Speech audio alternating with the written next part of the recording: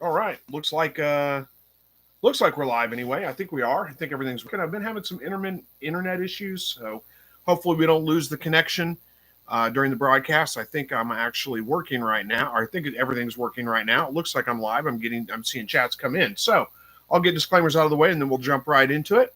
So this is a weekly live broadcast, pretty much every Thursday evening. Sometimes I can't make it. Last week I couldn't make it. My cousin was in the hospital, nothing life threatening, but still he was in the hospital. I needed to go spend some time with family. So anyway, long story short, back this week. So again, weekly live broadcasts. We can talk about whatever you want to talk about. I don't have a topic planned out. I do my best to respond to all the chat that comes in during the broadcast itself. So if you've got questions you needed to get answered, or something like that, this is a great place to do that. Let's see, what was I going to say? Oh. And I don't. The only rules I have is be polite, be family friendly. Don't start cussing anybody. Don't be hateful with anybody. We can have a disagreement. We can talk politics or religion or all those taboo topics. I don't care, as long as you're respectful, polite, friendly about it. Even if we have disagreements, we can still be friends. So let's jump into it. We've got a couple of people in here already starting to chat. David Lister says, "Is there any tips for canning rabbit meat? I have not ever canned rabbit meat, but I would guess that you would do it very similar to the way you would do chicken. Probably the same kind of, I've never canned chicken either, but I know basically you would pressure can it. I couldn't tell you the exact times. It looks like Vernon has posted a link for you for the National Center for Home Food Preservation. So there, you can follow that link and probably get the instructions. I'm guessing it's probably going to be pressure cooked for about 30 minutes. I don't know, honestly. That's just a guess. So look up the instructions and you can kind of figure it out from there. Verna's here. She says, "Hey, Chris, second like. Thank you very much. Appreciate that." Cindy Rapp is here, says, "Good evening from hot and muggy Minnesota." Yeah, it's not actually, the humidity is not terrible here right now, but it's supposed to pick up the next couple of days.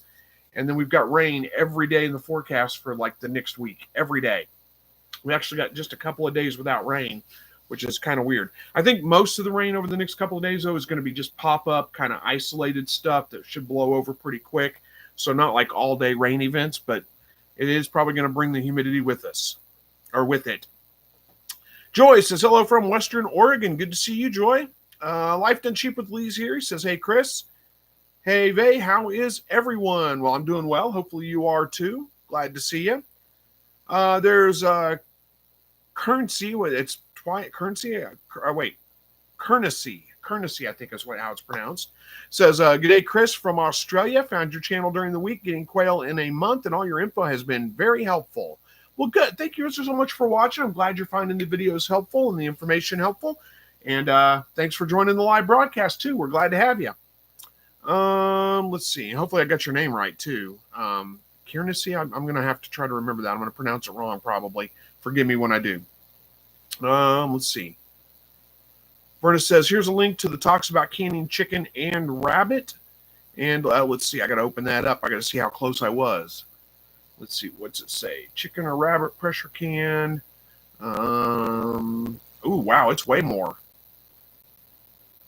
75 minutes or 90 minutes for quarts. I was thinking 30 minutes. But now that I say that, that does sound more familiar. So, yeah, I was way off on the time. That's why you always have to look up a recipe. Don't trust what I say on that. Let's see. Life Done Cheap with Lee says, "My New Zealand had her first litter of 6 last week, but sadly 4 have passed." Oh, I'm sorry to hear that.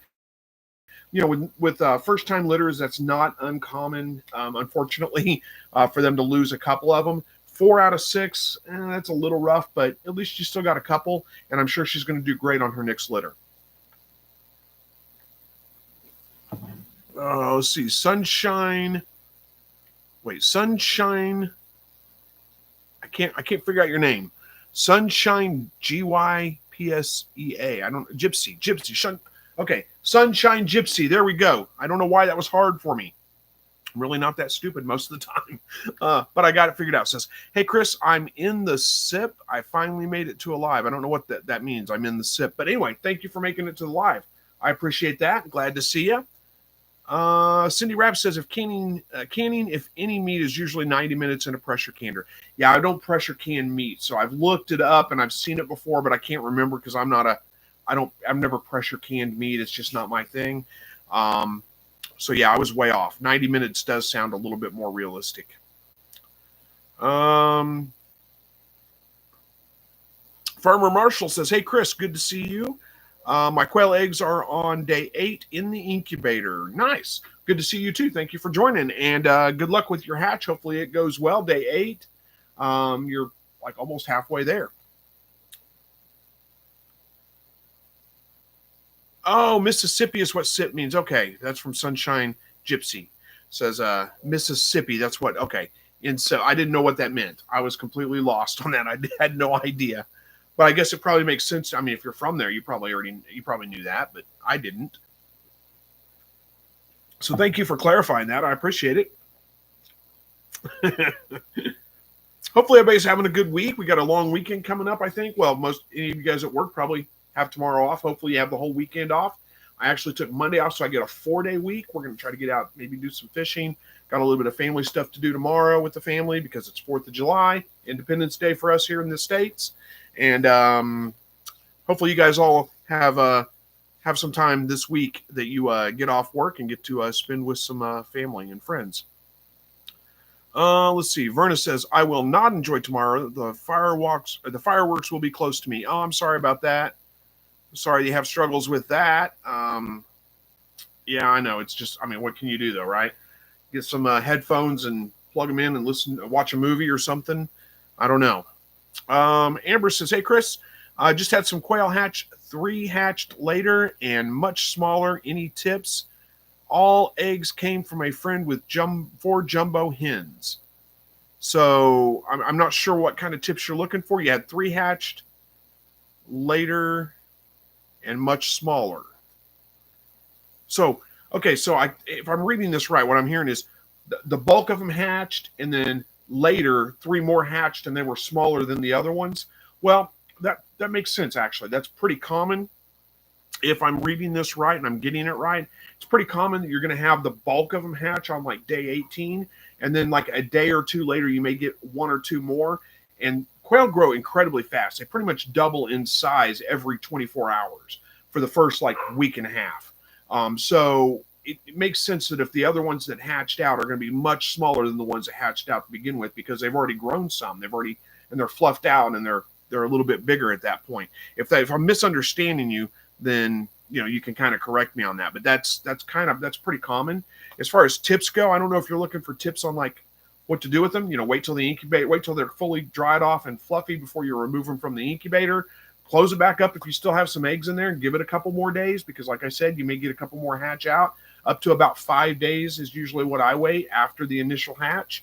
Get your brooder set up if it's not already set up.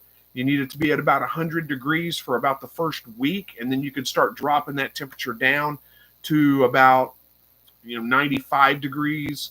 Maybe give it a couple of days, and then go down to 90 degrees a couple more days. Usually by the time they're about 2 weeks old, they're pretty much feathered out at that point, and you can get a little bit more aggressive, dropping it 10 degrees every day or 2 until they're acclimated to outdoor temperature, and then you can just move them outside at that point. Hopefully, it's a quick rundown, but if you have specific questions or something, feel free to ask. I'll do my best to kind of answer those for you. Let's see. Is this Rainier Quamata? I don't know if I got that right or not. Probably didn't. Says, "Hey, Chris, been following you since 2022.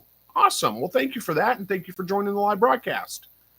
David says, "We're in the last few days of incubating 16 chucker partridge eggs, locked down on Sunday. Good luck with your hatch there. Hopefully that goes well." Jojo said, "I just got a neutral right probably 360. How do I control the humidity?" I am not super familiar with that incubator, but I don't think it has an automatic humidity control. So it's just a matter of adding water to the water reservoir, wherever that is. I haven't used that one. Let me look it up real quick. Let me look and see what it looks like. Well, that doesn't help me too much. It's hard for me to see. It looks like it's got an exterior water where you can add the water there. So you're just going to have to kind of watch the incubator, add some water to it, and really, let me think about this. Water humidity is really controlled more by water surface area than it is by water volume. So really, I don't know how many trays it has to fill up. If it's just one, that's pretty much what you got. You're going to have to add water to that.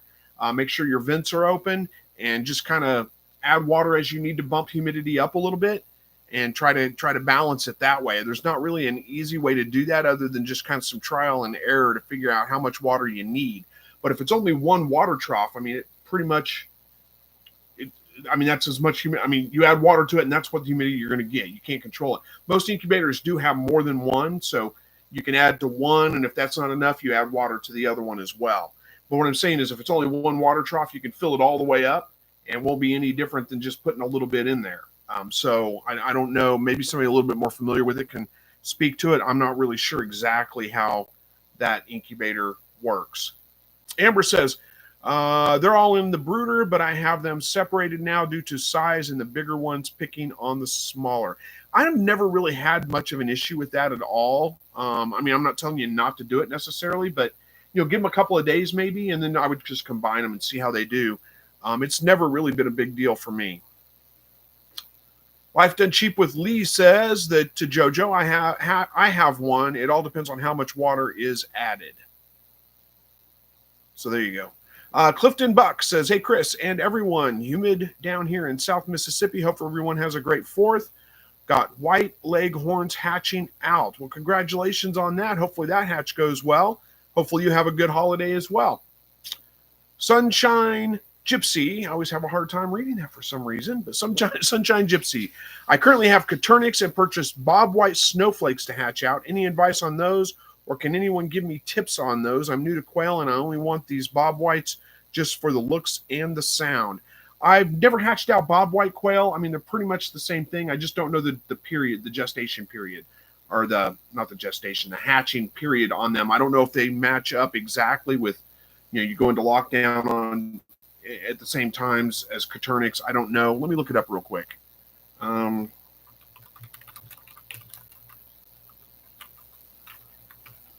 It looks like 23 to 24 days is the typical hatching time for Bob White quail. So that means your lockdown is going to be on day 20, and then they should hatch on 20. Everything else should be about the same.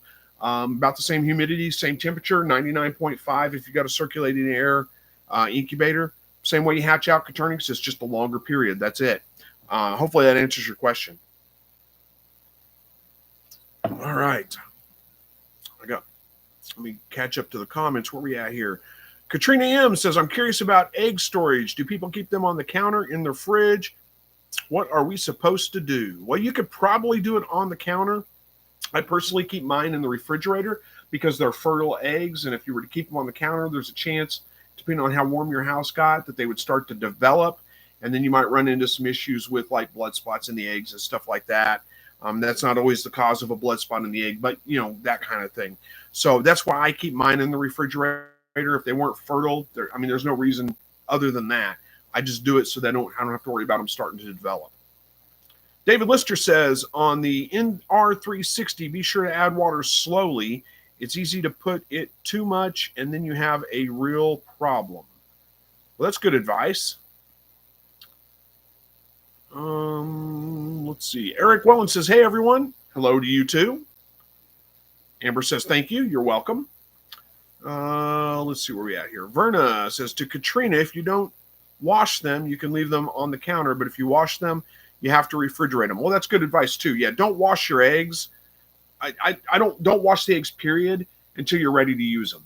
Just, whether you're going to put them in the refrigerator or whatever, that when you wash them, you wash off the bloom on the egg, and that opens it up to be more susceptible to bacteria and those kinds of things getting in. They have a natural bloom on them that kind of protects them from that stuff. So just don't wash them until you're ready to use them. Verna says, Katrina, if you have air conditioning, then you can leave them on the shelf or the counter for a month before refrigerating if they still have the bloom. So, yeah, that's good. I got a gnat flying around here. If you're wondering what I'm doing, it was in my face. Float test them before you use them. Put them in a bowl of water, or I just kind of fill up some water in the sink. That gives me a chance to wash them and float test them. Put them in the water. If they float, throw them out. If they don't float, they're good. Let's see. Sunshine Gypsy says, I've got the Matacoop X incubator. I'm not familiar with that one either. Let me look that up. Matacoop X. I don't know which one you've got, but okay, that looks like a good incubator. That looks very similar to the Brincy I'm using now. I don't know which version you've got, but hopefully it's doing well. It looks like it's got an automatic humidity control on it. That's pretty nice, huh? So, Tony from Toronto's here. Good to see you. Tony with the hard last name, right? Let's see. Kiernesy, I think I've got it right. Hope says, I have chickens and store my eggs in the fridge too. Usually don't wash them to keep their protective coating. Yep, that's kind of how I do it too. Eric says, I just made my first batch of pickled quail eggs, and wow, they're good. Looking for more things to make, and now my ladies are laying. Oh, now that my ladies are laying. Well, I personally do not like pickled eggs. I've tried them a couple of different times. I have not found a way that I liked them, so I'm glad you did. I'm glad that worked out for you, because that's one way to use them up. They also make really good deviled eggs. So if you like deviled eggs, make deviled eggs with quail eggs. They're fantastic. And then just other than that, just, use them in baking, use them in cooking, just like you would chicken eggs, about 5 eggs to 1 chicken egg. That's pretty much it. Verna says, I personally don't do the float test, as I tested a freshly laid egg and did the float test, and it floated. Well, I always do the float test, and I throw them out if they float. I found that a lot of the times those are just not real fresh, and even sometimes fresh eggs floating might mean a bad egg of some kind, but that's just how I do it. Sunshine Gypsy says, got the 20 egg incubator, and you love it. Yeah, it looks good. It looks like a good incubator.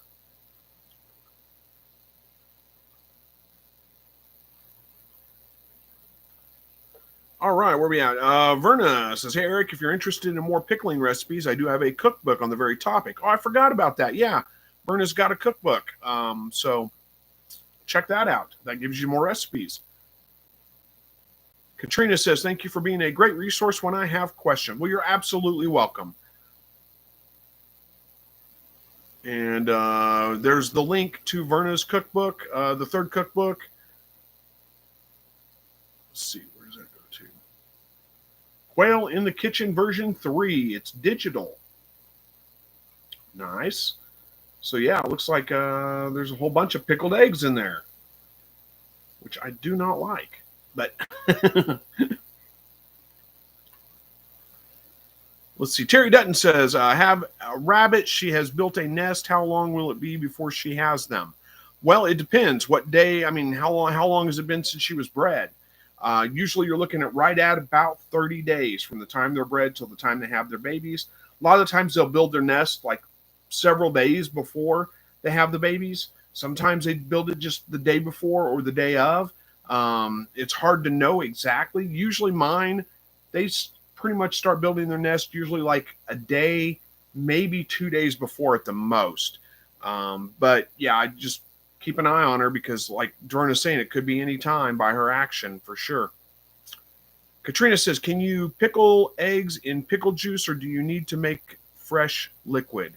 I mean, you could do like a quick pickle in pickle juice. Just put them in there, keep them in the fridge. If you want them shelf stable, you probably do need to make, I guess you could use the pickle juice, because it is technically a brine. It should work as long as you're not using like kosher pickles, as long as you're using regular pickles. Kosher pickles are fermented, not pickled. So that would be different. You do need to use a fairly high pH, low pH, fairly high acidic brine. So like a vinegar, like probably like, I think it would be like 2 parts vinegar to 1 part water. Yeah. And then you would need to can them. You would can them like water bath can. I want to say 20 minutes, but you're going to have to look up a recipe for that. 20 minutes for a quart, I think. Let's see. I can't remember. You'd have to look that up and verify the time. And that would make them shelf stable. Otherwise, just keep them in the refrigerator and you're fine. Katrina says, you can do both ways, Katrina, but if you want to be safe, heat up that pickle juice. Yeah, if you want them to be... if you want them to be like shelf stable, you're going to have to, water bath can them is what you're going to have to do. But if you just want to throw some in a pickle jar and put them in the fridge, you don't necessarily need to heat up the liquid, but that's not a bad advice. You don't necessarily need to do that, though. If you just want to throw some eggs in a pickle jar and stick them in the fridge for a couple of days and then eat them, you can do that. Alan says, hello, Chris and all. I'm tuning in from Outer Banks in North Carolina. Well, thanks for joining. That's Alan. Good to see you. Yeah, let me look it up, see what I can find.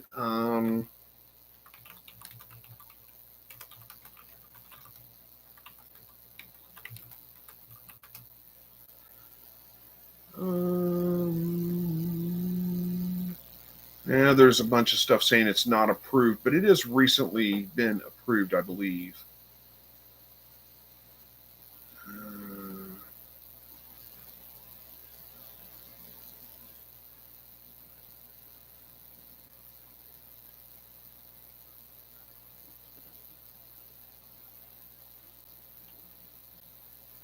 Let me see real quick. I'm sorry. I know pickled eggs, cooking and peeling, containers, storing recipes, and whole-time beets.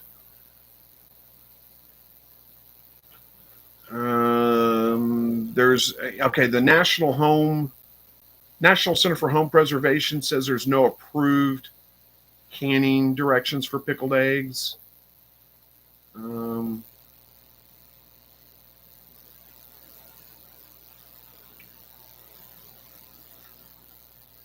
So I can't find a water bath canning time.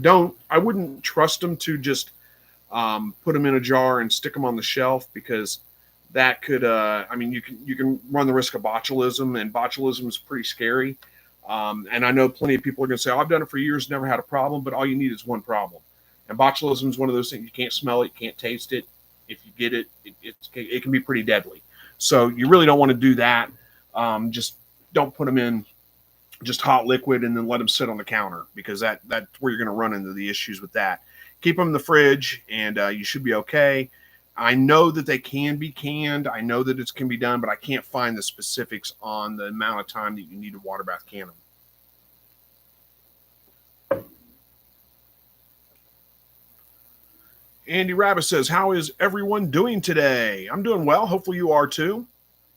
Verna says, quail eggs, perhaps, but not chicken eggs, as a brine doesn't go deep enough. And Verna says, water bath the same as you would other pickles. So, I mean, I kind of say you may be right on that, but I just don't know for sure. So I'm not going to recommend it, just because I don't want anybody to get sick. And I would definitely be sure of that. I would look it up and see where they're at. Cindy Rapp says, no, pickle eggs are made, stored in the fridge, eat within 2 weeks, use 5% acidity vinegar. Just straight vinegar? Is that what you're using? Just straight vinegar? That seems like a little too much. I would think 2 parts vinegar to 1 part water would be enough, but I don't know. Eric says, I did notice that only after 2 days, even the yolks are starting to get that pink color. Yeah, well, they are smaller, so it does make sense that it would penetrate a little bit further. Probably the pickled beet recipe. Verna's asking the same thing. Pink, did you use the pickled beets recipe? I've heard that's really good to pickle them in beet juice, but in the pickled beet juice. But I've never tried it, and I don't like pickled eggs. I've never found a pickled egg that I liked. They remind me kind of those pickled sausages as far as consistency goes. I just haven't liked them. Cindy says, when making brine, use 5% acidic vinegar. Yeah, but you don't, not just straight vinegar, right? But like 2 parts 5% vinegar to 1 part water or something like that, I would guess. Probably not just straight vinegar. I mean, it's just like making cucumber pickles, just regular pickles. You don't use straight vinegar. You use 2 parts vinegar to 1 part water. Some are a little bit different, but that's pretty close. Yeah, Cindy's saying not straight up vinegar. Right, gotcha. Andy Rabbit says, I don't like every pickled egg recipe. And Verna says, exactly. I go more for the hot and zesty. I'd be willing to try a couple others, but I've tried like 4 different recipes for pickled eggs, and I haven't found one that I liked at all. Michaela says, Michaela from BC, is that British Columbia? Any recommendations on getting started with quail? I'm starting to build a small flock of jumbo quail. Well, that's a wide open question. I'm not sure where you're stuck. Sounds like you're getting started on it. I mean, there's not a whole lot. I don't even know where to start whenever you ask like that. Make sure you have a cage built. If you plan on incubating, get an incubator. Or if you plan on hatching, get an incubator because they probably won't hatch their own eggs. Ask some specific questions. Give me some direction here, and I'll do my best to help you along. Excuse me. I think I caught that gnat. I inhaled dust or something. Maybe it was that gnat. Grab a drink, see if that clears it up. Anyway, it's hard for me to go from like just recommendations getting started with quail. Feed a game bird starter or a good game bird feed anyway. You want at least 20% protein. I like to go for a little bit higher than that. If you want them to lay in the wintertime, you're going to have to put a hutch or a light on their hutch to give them at least 14 hours a day of light. Try not to move them around a lot from like one cage to another, that kind of thing. That stresses them out and they'll quit laying at that point. I'm not sure where else to go with that. Andy Rabbit says, I made a beet pickle egg recipe once. It ended up calling them candied eggs because they were too good to be called pickled. Huh. I haven't tried that either. I'd be willing to try it, but we'll see. Aquatic News Network says, howdy, Earthlings. Hello to you too. Cindy says, that's true, Andy. They're so good. I may have to try them. Andy Rabbit says, then I did pickled egg made with apple cider vinegar and turmeric and a few other stuff, and they were good too. Well, again, I think I've tried a recipe similar to that one. I did not like that. But I don't like pickles with that. That's like similar to how you make bread and butter pickles. A couple of different recipes for them anyway. Not all. With turmeric, and there's other things in there too, and I don't really care for those. I do like some bread and butter pickles, but not those with turmeric in them. Buck Reynolds says, hey, everyone. Hope everyone is well. Of Claremore, Oklahoma. I know where that is. Not too far from me, actually. Good to see you. Thank you for joining. Eric says, one of the hens is laying double yolk. None of the others are. Do you think she will always lay double yolk? No, it's just, I mean, first of all, do you know it's the same hen laying the double yolks all the time? I mean, how do you know that? But secondly, no, she probably won't lay them all the time. You just get double yolk eggs every once in a while from your birds. I don't know how you would know that it's that one hen laying them and not the others. It just happens. And it's really more common when you have birds that just started laying than later, but usually it's just an occasional thing that you get. Andy says, the coons tore through my false floor on the quail cage this morning. There were only 6 quail left. I think only 1 hen. Oh no, I'm sorry to hear that. Oh, that's terrible. Verna says, often to Eric, often a few hens may lay them for the first year or two. I've never had one that just laid nothing but double yolk eggs, but I do get them occasionally. Katrina says, if it's 89 degrees outside, can I put my week-old chicks outside and not have to add heat to the house? In the house? Well, it depends. Do you have them acclimated down to 89 degrees? And 89 degrees is probably your high. What's the low? How cold is it getting at night? 1 week old is a little bit on, I would wait till they're fully feathered out. Usually that's about 2 weeks old. But chances are they may be okay. If you've got them acclimated down to about what the low is at night, then yeah, they're good to go. But I usually don't have mine acclimated down quite that low at 1 week. I usually wait till 2 weeks and make sure they're fully feathered out. Andy says, I'm glad that my celadons were on the back porch. Yeah, no kidding. That's yeah, I'm sorry to hear that. That's terrible. Sydney Rapp says, now, anyone want to fix my new sewing machine? I've only used it a dozen or so times. Sewing is my escape. Well, I don't know anything about fixing sewing machines. I learned to sew a little bit when I was a kid. I need to. My wife's got a newer sewing machine. I've got my grandma's old sewing machine, but I haven't used it because it needs it's an old Singer, and it needs a bobbin, and it's not like a standard one. You have to order those online, and I haven't done that. And it probably needs other work too because it hasn't been used in years. Actually, I may have gotten rid of it already. I don't know. But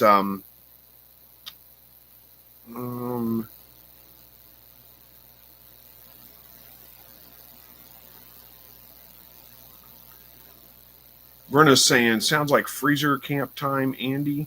Oh, for like being left with nothing but roosters? Yeah. And Verna wants to know, is it a Brothers? And Cindy says, no, that's the last one I had. I don't know what's wrong with it either. It's locked up tighter than a jail cell, huh? I don't know what's going on. I don't know how to fix it. Hopefully somebody does. Katrina says, bring them back in at night, but the brooder tote outside when it's hot. That's an idea. You could do that. Eric says, I only have 5 hens and the pattern color on the egg seems consistent. I don't know which one is doing it, but I think it's the same one. It could be. More than likely. It's going to resolve itself anyway, so just give them a little bit of time. They'll be fine. Shouldn't have to worry about it too long. Let's see. Oh, Verna's got to go. Thanks for joining, Verna. We'll see you hopefully next week. David says, I bought some pickled quail eggs in a store once and didn't read the small print. They were so hot that even my ID card teared up. I can handle I can handle a lot of spice. I like spicy things quite a bit. They might be pretty good that way. I don't know.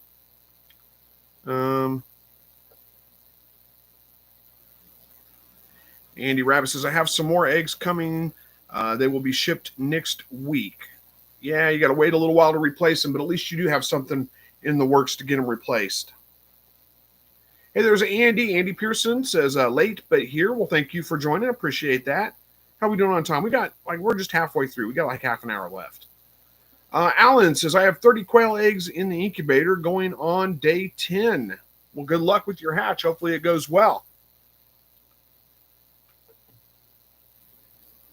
And now I'm waiting on chat to catch up, something to happen so I can have something to respond to. Doina Campion, I think it is, says, a bunch of you need to hit the like button. Oh, well, thank you for that. I appreciate that. How are we doing? Well, we got 40 people in here. We got 20 likes. It's not terrible. I don't expect everybody to like the video, but if you do feel so inclined, yeah, hit the like button. It does help out. And then there's a bunch of hearts coming. I don't know who's doing that. I'm not sure how to, I don't know how that works. Cindy Rapp says, I made some peach habanero hot sauce. I bet that's pretty good. I made jalapeno peach jelly one time that was really good, mixed in with some cream cheese and use it like a cracker dip. And that was fantastic. It was just peach jelly with jalapenos thrown in it. Process it like you would normal jelly, and then mix it with cream cheese, and it makes a really good dip. Alan says, by the way, the egg peeler I got from your Amazon account worked great. Awesome. Yeah, I've had really good luck with it. It's worked really well for me. It makes peeling the eggs a whole lot easier. Andy Rabbit says, Cindy, check your bobbin hole, maybe, is that it? Sometimes it gets a hidden tangle up in it and you have to take it apart to get it out. Well, there's good advice. Doina says, you have the best t-shirts. Well, thank you. I appreciate that. Yeah, what am I wearing today? So it's the Roosevelt. I don't always get shot, but when I do, I proceed to speak 90 minutes uninterrupted. You can't read it unless I lean way back. Makes me look funny, but you get it. Katrina says that peach habanero sounds good. It does sound good. I bet it's really good. Peach and habanero go well together. Peach jalapeno go well together too. Annie says, just got my first egg from the one quail that survived from my recent hatch. Awesome. Congratulations on that. You should start getting a whole bunch more eggs. Then maybe if they're just started laying, or if she just started laying, it may be a little sporadic. So, she may go a day or two without laying, then lay an egg, and then maybe lay an egg the next day, and then go a day or two without laying. Just be prepared for that, but that's not unnormal. Maureen says, I can never find the like button. It's usually right at the bottom underneath. It's a thumbs up button right at the bottom underneath the video itself where it plays, right underneath there. On a computer anyway. On the phone, I guess. I don't remember. Is it the same place? Anyway. Andy Rabbit says, Cindy, or a stupid one I did once was putting the needle in backwards. Well, that could, I guess that would do it. That sounds like something I would do, actually. Cindy Rapp says, I'll do some more checking on it later, just frustrated right now. I don't blame you, especially if it's new and it's not that old. That is a frustrating thing. Katrina says, yes, Annie, so excited when that first shows. What are we talking about?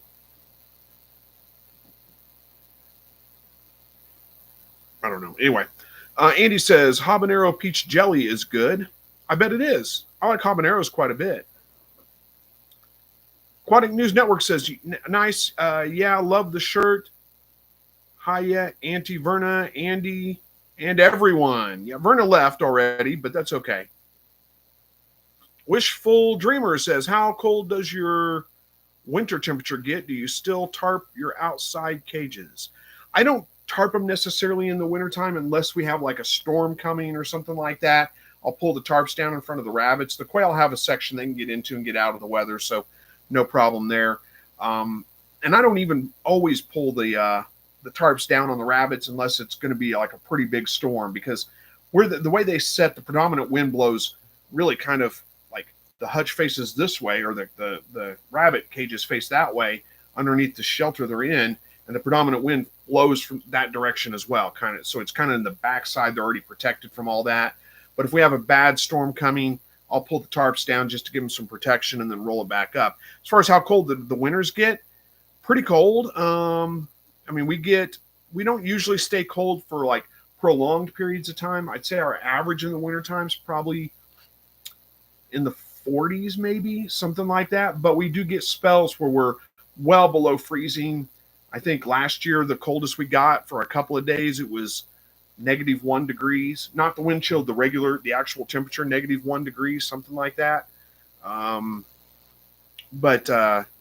But it's not that way for like weeks on end. We get like a couple of days of that, and then it may be in the 30s for a couple of days, and then it usually is back up in the high 30s, low 40s, something like that. Alan says, I don't know why, but I've noticed that bobwhite eggs are a little more difficult to peel than Coturnix. I've never tried to peel bobwhite eggs. I don't know, really. Andy Rabbit says, I like the taste of habanero, but not the heat. Oh, I like both. To me, habaneros aren't that hot. Now, I don't want to eat one just like straight, just eat it, but I'll chop them up and mix them in with some scrambled eggs, and it's not too bad that way. It's not too hot. Kiernesy says, what kind of predators do you have in your area that could eat? Oh, predators probably.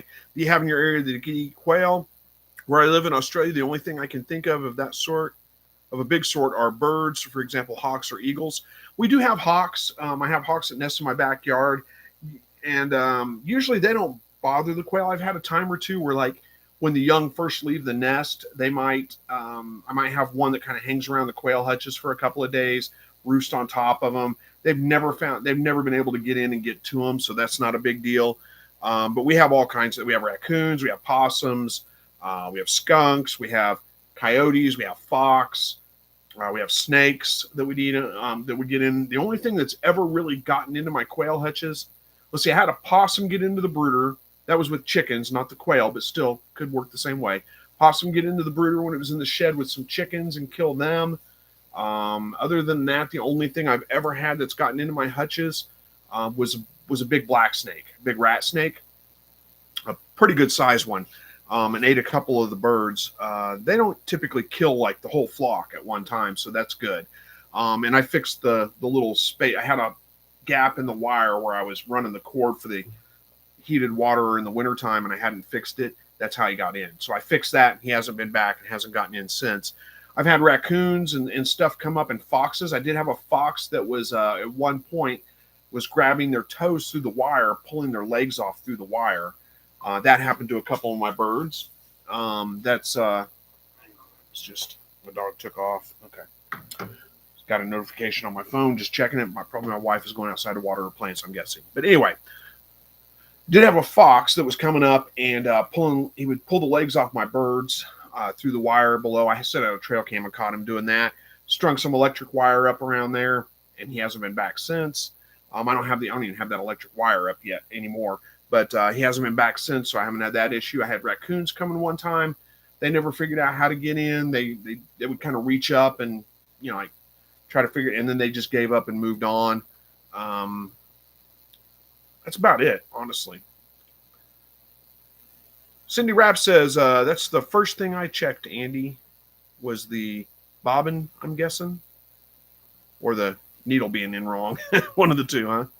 Maureen says, I got 9 pullets. I get 8 eggs most days. Well, that's not bad. That sounds pretty much on track. Katrina says, Maureen, if you're on a phone, click the chat and you should be able to see the like button. Well, there you go.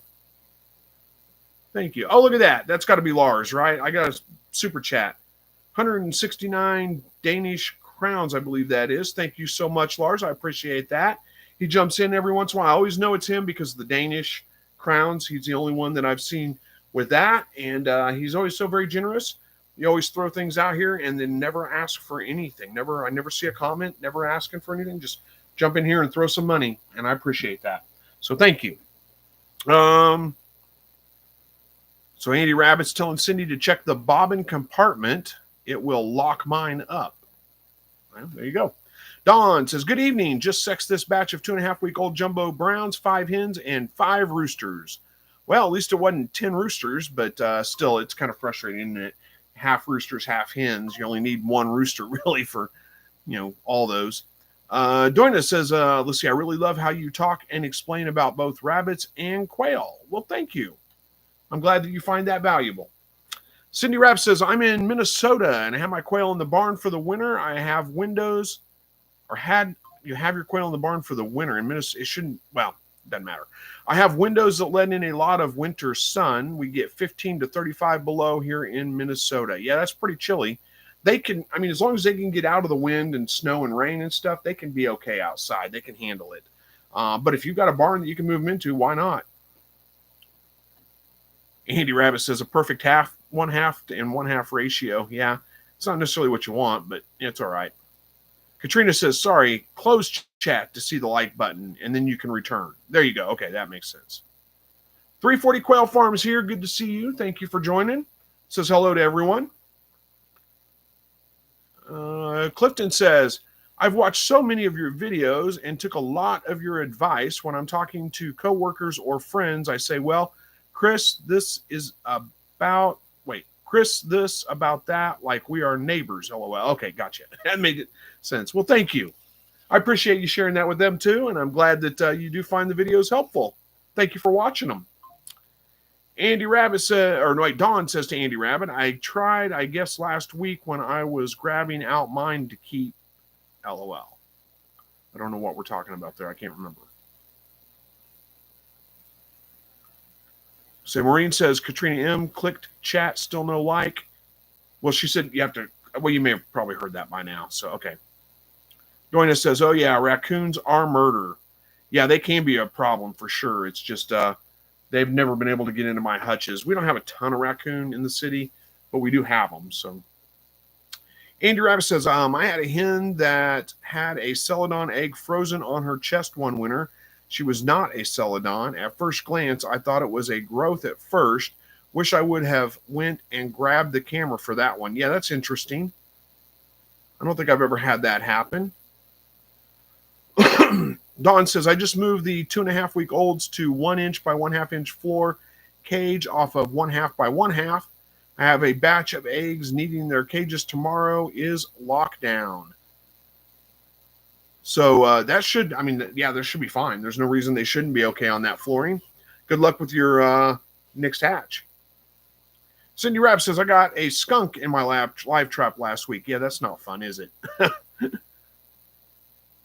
Andy Rabbit says, let's see. I know, Don, I wish I would have gotten more hens. Yeah, I always wish more hens, right? Yeah, Don says that's the skunk is the worst thing to catch. It's pretty close to it anyway. Andy Rabbit says the raccoons are brutal. Yeah, luckily I haven't had issues with them, but I mean they've been around my hutches. They just have not gotten into them, and that may be because there's enough food for them to eat. Besides that, like they don't necessarily need to work that hard at it. If there was more of a food shortage, then maybe they would be a little bit more persistent and find a way in, but they haven't yet.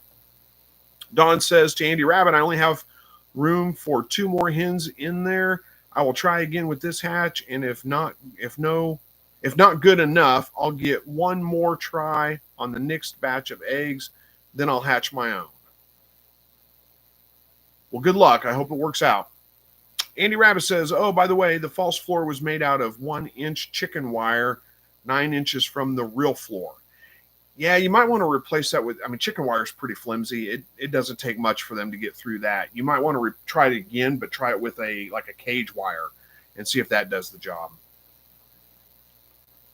Don says to Andy Rabbit, I'm sorry about the raccoons. You got the eggs ordered today for the ones you really wanted.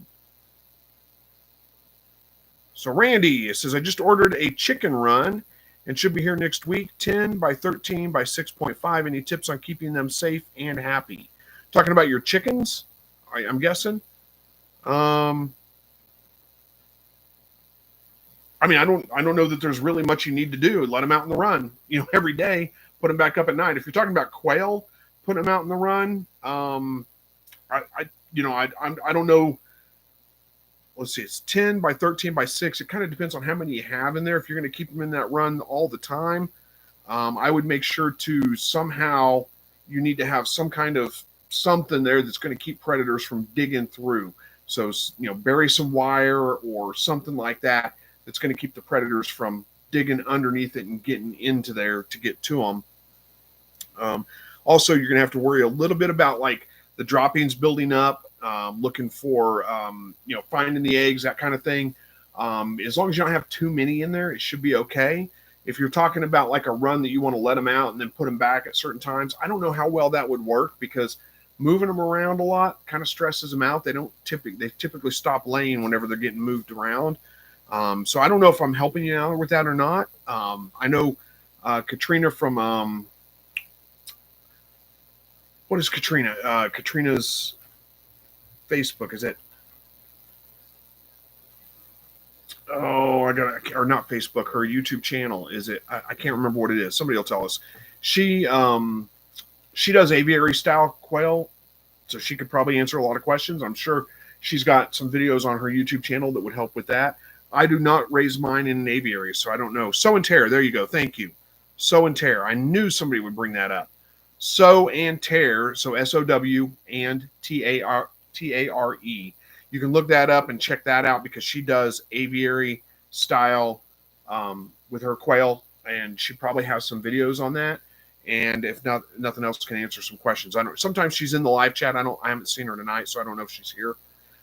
But if you have some specific questions, let me know. But hopefully that helps a little bit. So yeah, everybody else could remember the name. I couldn't for some reason. Hopefully she doesn't see that and think I forgot about her. I just had a mental block. Lucky I remembered your name. If anybody, I'm terrible with that kind of stuff. All right, what else we got? We got 12 minutes left here. We'll see what we got. Katrina M says, not me. No, not you. I know. Let me see if I can find her. I can find her YouTube channel real quick. I'll post a comment or post a link to her channel.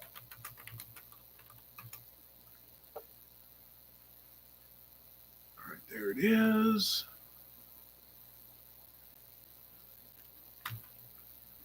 Jump back over here.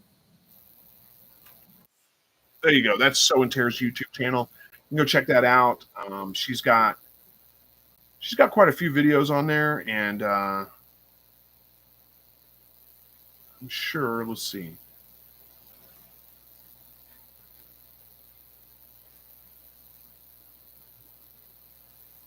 I think she probably has some on aviaries, but I'm not seeing them right offhand.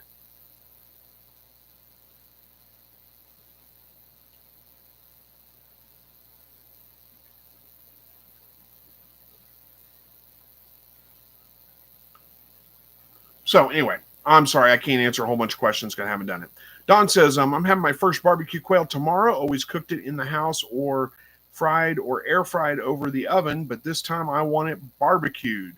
Yeah, it actually does pretty good barbecue, I think. Does it really, turns out really well that way. So good luck. Hopefully it does well for you too. Randy F says, thanks. Well, you're welcome. I don't know how much help I can provide there, but hopefully it gave you something. The big thing, if you're going to keep them in there all the time, like that's why you want to raise them, is in there as like an aviary. Like I said, something to block the predators from getting out. You can bury some wire, hook it to the run, bury it just, probably 12 inches or so at least out from the edge of probably 14 inches or somewhere around in there. Anyway, out from the edge of the run. You don't necessarily have to bury it. You could just kind of probably pin it down, I guess. Burying it would be a little bit more common. My dog is going crazy about something. I don't know what it is. It must be somebody outside. Anyhow, he's distracting me. So you keep predators out of it. Or, if you have electric out there, just run electric wire around it. Take some aluminum foil and smear some peanut butter on it. Fold that over about every 8 feet, 6 feet, something like that. A piece of that every 6 feet or so. And whenever predators come up, they're going to be drawn to that because everything loves peanut butter. And the first time they get their tongue on there, bam, they're going to be gone. They're never going to come back. So that's another way to, kind of a quick, easy way to control predators around there. Let's see. Eric says, looking forward to the 4th celebration. It's always a big deal here next to DC. Crabs, adult beverage, and fireworks. Enjoy the holiday, everyone. See you next week. Well, you have a good holiday as well. Thank you for that. I'm going to go spend some time with some family tomorrow. Probably do a little bit of the same thing. And it should be a good time. 8 minutes left. We still got time for a couple more chats, a couple more comments if anybody has any. Let's see. Did that? What is that? Let me get back to here. Okay, there we go.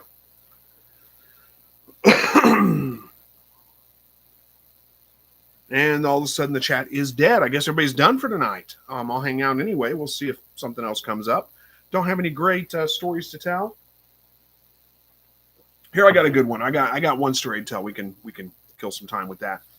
So, preacher I used to know was talking about.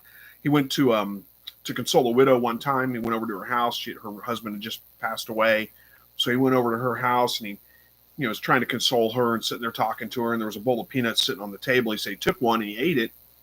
And you know how peanuts get. You eat one, you're like, wow, that's pretty good. You eat another one. Well, he didn't even realize he was doing it. He was eating them, and he finally realized he had eaten the whole bowl. As he was getting ready to leave, he realized the whole bowl of peanuts, he'd eaten them all. And so he just apologized profusely to her. I'm so sorry. I ate that whole bowl of peanuts. He said, the next time I come by, I'll bring you a whole new, bag of peanuts to replace those. And she says, you know what, honey, don't you worry about that because I really don't care for them at all once I've sucked all the chocolate off of them anyway. So there's a good one for you guys. Hopefully you haven't heard that one and liked it. Dawn says, Chris, do you lock down on the 15th day or do you do it the night of the 14th day in case of early hatch? I do it on day 15. RS says, too funny. I'm glad you liked it. Wishful Dreamer says, do you keep the skin and legs on processed quail? No, I typically skin them. If I'm going to, I always skin them. I don't ever pluck them. That's just a pain. I don't always keep the legs. Sometimes I keep the legs. Sometimes I don't. Most of the time what I do is I just pop the breast out. There's really not a whole lot to them other than the breast. And sometimes I'll go ahead and skin the legs out and take the legs as well and cook them separately. My wife kind of likes those, but to me, they're just kind of more pain than they're worth. There's just a nibble on them. There's hardly anything to it. But the breast is really primarily what it is. So I usually just pop the breast off, kind of like you would dove. If you've ever cleaned dove before, it's kind of the same way. But I don't ever keep the skin on them. It's just too much work to pluck them, in my opinion. It's not worth it. I know some people have plucked them, and it's probably better that way, but it's just a lot of work. Andy Rabbit liked that one, said that was funny. Good. I'm glad you liked it. I need to think up more of that stuff to be able to share with you guys whenever we have these lulls in the chat so I can fill the time. Because I'm not very good at that most of the time. Most of the time the chat stops, and I'm just sitting here like, what do I talk about? I don't have anything planned. So I probably should, but I don't usually. You guys hear me say that pretty much every week, don't you? I probably should have something planned for these times, but I don't, and I still don't learn from it.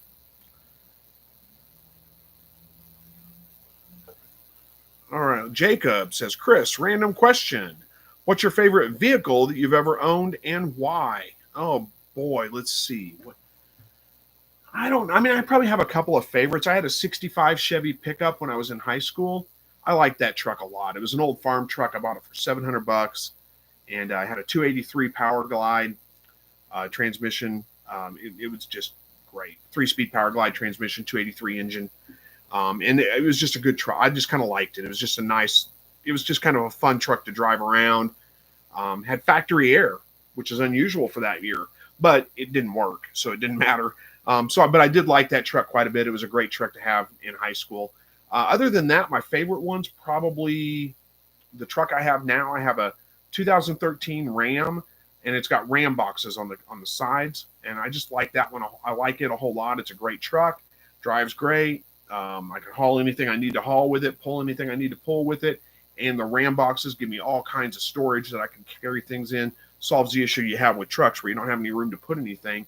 I can put, I've got, a tow strap and tarps and all kinds of crap stuffed in that Ram box there that I normally wouldn't be able to carry in a truck. And I'm just always ready for whatever. Fix a tire plug kit. There we go. All kinds of things in there. Those are probably my two favorite vehicles I've had. Had a 280Z one time. That was kind of a fun little car. It was used. When I was younger. It was cheap car, kind of banged up, but it was a little kind of a sports car kind of thing. It was kind of fun, but I didn't keep that very long. It was terrible if the roads were icy at all. Andy Rabbit says, I want to try to leave the skin on at least once. I might not love it and never try it again, but I want to try at least once. Well, I'm sure it's probably good with the skin on. I mean, chicken skin crisped up is fantastic. I'm sure quail's the same way, but it's just too much work in my opinion. Michaela says, do you have a tip to get a good hatch from shipped eggs? Pretty much the same thing you do with your own eggs. I would let them set for about overnight, before you put them in the incubator, but the process is pretty much the same as you do with regular eggs. I've got a whole series on how to improve your hatch rates, so you can kind of check that out. Here, I'll see if I can find it for you. Pretty much all those things would apply. Let me see if I can get that link for you real quick. Let's see.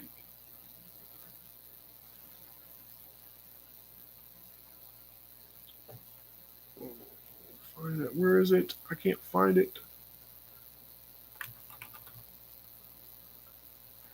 Oh, let's see. There's how to improve your hatch rate. Do I have it as a... Well, here's the first. There's 4 videos total. Hopefully it will... Here's the first one, and then hopefully it will just automatically feed you the other ones if you need it. But that's pretty much the process I use for hatching eggs, whether it's shipped or my own eggs. It's the same process. John Galt says, do you remember... Wait, who is John Galt, right? Never mind. Do you remember how long it took you to build your quail hutch? I'm on day 3, and stretching the wire takes longer than I thought. I mean, it may have taken me 3 days, 2 days. I don't remember. It was a couple of day build, I believe.